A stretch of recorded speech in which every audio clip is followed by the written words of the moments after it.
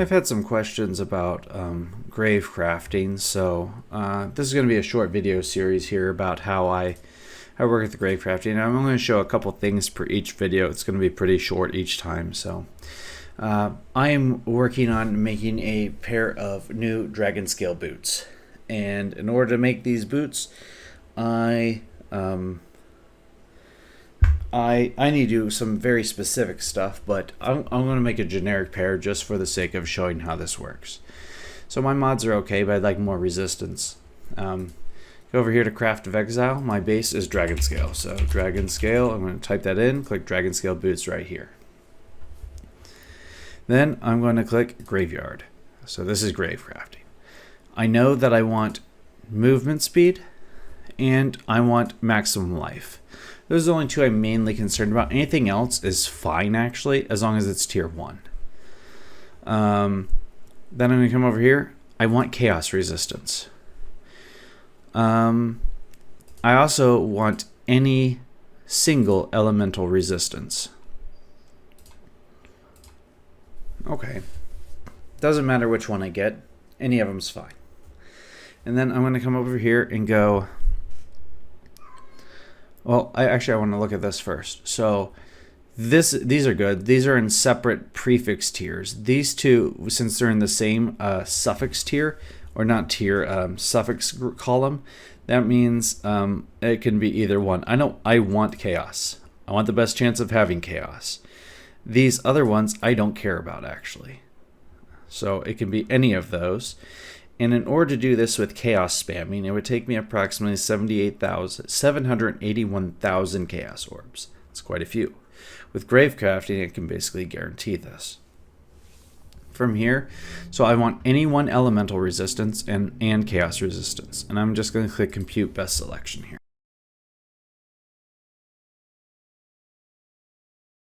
Alright, oh, that's not bad. 5 tries to get what I want here. This is using 86 out of 88 graves. I probably need to up the tier modifier a little bit, and I could probably move some of these around. 7,000% speed. Let's lower speed by 1. It didn't affect anything. That leaves me, let's put it in explicit. Okay, now it's 2. 2 chances to do this, and that's with 5 explicits, which means I should ideally get 2 of these and 2 of these plus 1 something else. Ideally, another one of these. That would be great. If I get 3 here and 2 here, that'd be pretty cool. But yeah, that's it really. I might, if I need to increase the item level, I have 2 spots open right now, so I can make it go from 83 to 85. But looking at this says I need to ensure it's 86, so we need to take something else out. What if I remove cold? What does that do? Absolutely nothing at all. Now I can use the remaining 4 graves to make it, or 3 graves to make it from 83 to 86. That's about all I do. Oh, let's see. There we go. I guess you could enter it in here. So, but yeah, that's it. I'm simply going to configure it here and use that to guide what I put in graves. So according to this, I need 31 chaos, 11 cold, 1 life, 13 speed, 10 on less defense, 1 on less elemental, and 1 explicit, and 16 on mod tier rating. So yeah, and it tells me exactly what I need to do to get it. So and it should do 2 tries. Now, granted, you can remove some of the stuff over here and play around with the numbers to optimize this. So if I remove a couple more cold,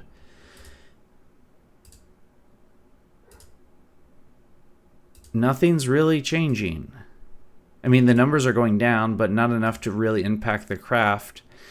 So I went all the way down to 3. Now I have room for other things like fracturing or splitting if I want to, or making an additional copy.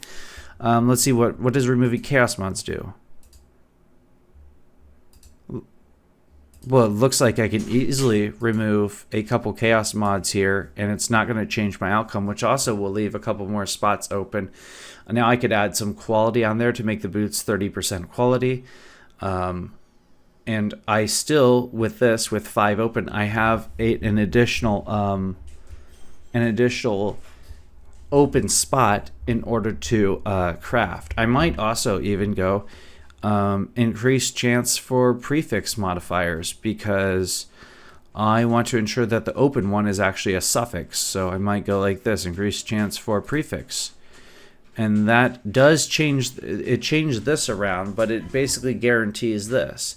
I could add some fracturing, and I just kind of go from there. Of what I have right here, I have 16 graves open. That is enough with the 20, I think it's 25% chance to fracture at a base value. So that's enough to do several fracturings. Let's check here. Do I have any in here? 25% chance. So you need every 4 guarantees 1 fractured mod.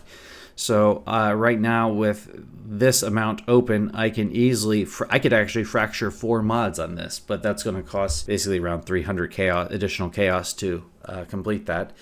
But you could also just go with it as is. You could probably decrease these numbers more and play around with this more. Like, what does this do? Well, it didn't really change anything. So I can lose some defensive modifiers. I'm down to 69 corpses instead of 88. And you can manipulate that around to get the numbers you want. And then right up here, it tells you exactly how many you need. I just screenshot this and then I save it to my desktop. And that allows me to determine what I need to put in the graveyard. You can reduce this number though by using things like this down, where is it? Increased 25% increased effect of corpses in this row. And this will be the last thing I show for this video. These are all originally 50 to mod tier rating, right? So when I put these in place right here, all of a sudden to get 100 mod tier rating, you need 2. Well, to get 200, you need 4.